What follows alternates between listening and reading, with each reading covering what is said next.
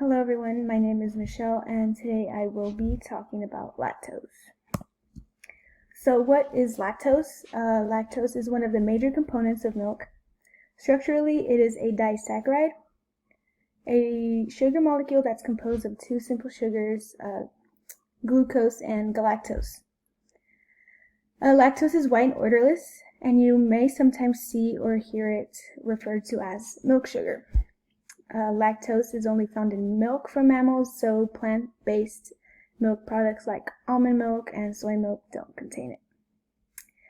The enzyme lactase helps the human body digest lactose.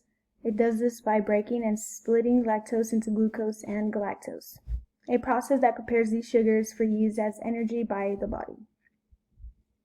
Lactose has several uses, including drug manufacturing, food processing, and fermentation.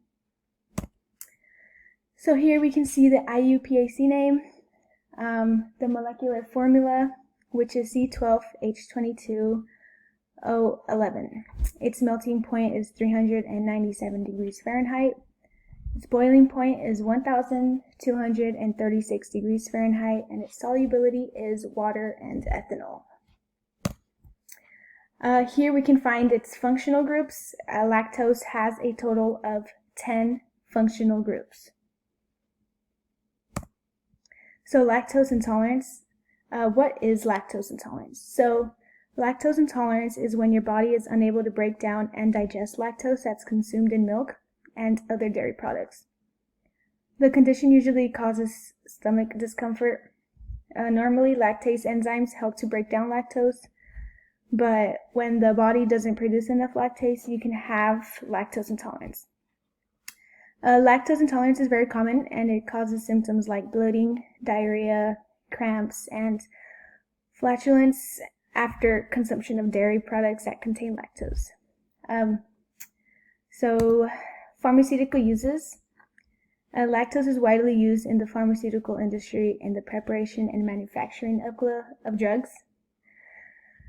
So pharmaceutical grade lactose is produced from whey. The liquid that's left after milk has been curdled and strained during the making of cheese. In most of its applications, lactose is used as an excipient, an inactive ingredient. Its primary purpose is to aid the delivery of the active ingredient in the body. So it is present in about 60 to 70% of all pharmaceutical dosage forms like capsules, tablets, syrups, creams, and pastes. Some of the roles lactose performs in drugs are that it acts as a filler. Sometimes the active ingredient in a drug is present in very small quantities. Fillers like lactose bulk up the drug, helping it flow better. Fillers also make it easier to measure the active ingredient in drugs. It also acts as a binder. Lactose binds bills together by helping the other ingredients in a tablet mix and stick together.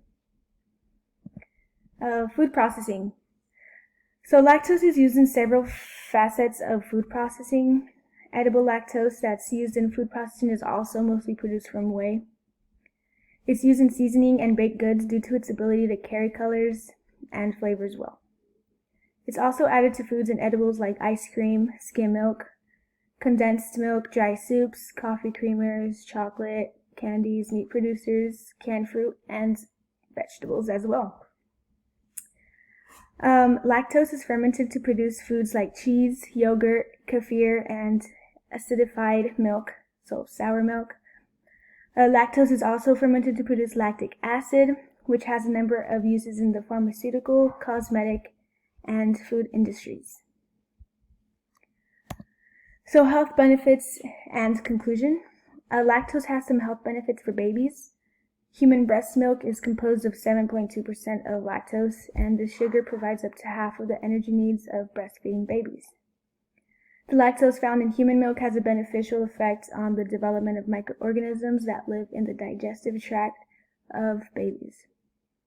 It also helps babies absorb calcium better. So while lactose has many health benefits for babies in their development stage, adults can do without it.